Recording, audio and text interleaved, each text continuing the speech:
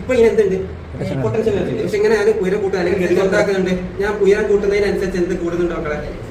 കൂടി ഉയരം കൂടിയല്ലേ? എന്താണ് പൊട്ടൻഷ്യൽ എനർജിന്റെ ഇക്വേഷൻ? എന്താ? GH പഠിച്ചിട്ടുണ്ടോ അല്ലേ? U = mgh. കൂടുന്നതിനനുസരിച്ച് എന്ത് കൂടും? ഹൈറ്റ് h എന്ന് പറയും. mgh h എന്താ? ഉയരം അല്ലേ? ഉയരം കൂടുന്നതിനനുസരിച്ച് എന്ത് കൂടും? പൊട്ടൻഷ്യൽ എനർജി അല്ലെങ്കിൽ സ്ഥിതികോർജ്ജം കൂടും. ഇനിയിപ്പം പൊട്ടൻഷ്യൽ എനർജി അത്യാവശ്യം പൊട്ടൻഷ്യൽ എനർജി ഉണ്ട്. ഇതിപ്പം ഞാൻ വിട്ട് കഴിഞ്ഞാൽ ഇത് എന്താ സംഭവിക്കും? ഇത് എന്താ പോകുക? ഇത് മോശം അല്ലെങ്കിൽ മൂവ് ചെയ്യാൻ തോന്നുന്നു അല്ലേ? അപ്പൊ മൂവ് ചെയ്ത് കഴിയുന്ന സമയത്ത് അല്ലെങ്കിൽ ചലിച്ചുകൊണ്ടിരിക്കുന്ന സമയത്ത് ഇതിന് ഏത് ഊർജ്ജം ഉണ്ടാവുക? ഏത് ഊർജ്ജം ഉണ്ടാവുക? ഏതാണ്?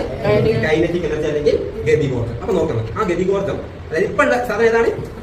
ഇപ്പൊ ഉള്ളത് പൊട്ടൻഷ്യൽ എനർജി. അത് എന്തായി മാറാൻ പോവാണ്? Kinetic energy. പറഞ്ഞാൽ സ്ഥിതികോർജ്ജം എന്തായി മാറാൻ പോവാണ്? എന്തായി മാറാൻ പോവാണ്? ഗതികോർജ്ജമായിട്ട് മാറാൻ പോവാണ് കേട്ടോ. അപ്പൊ ആ ഗതികോർജ്ജമായി മാറാൻ പോകുന്നതിന്റെ എഫക്ട് നോക്കാം. സക്സസ് ആവുമോ നോക്കാം നമുക്ക്. നോക്കിയോളെ കണ്ടോ? ആ അതിന്റെ എഫക്ട് കൊണ്ട് എന്താ സ്ഥിതികോർജ്ജം അല്ലെങ്കിൽ സ്ഥിതികോർജ്ജം ഗതികോർജ്ജമായിട്ട് മാറിയിട്ട് ആ ഗതികോർജ്ജം കൊണ്ട് അല്ലെങ്കിൽ കൈനറ്റിക് എനർജി കൊണ്ടുള്ള എഫക്ട് കേട്ടോ. ഇപ്പോഴും അത് എന്താണ്? മൂവ് ചെയ്തുകൊണ്ടിരിക്കുകയാണ്.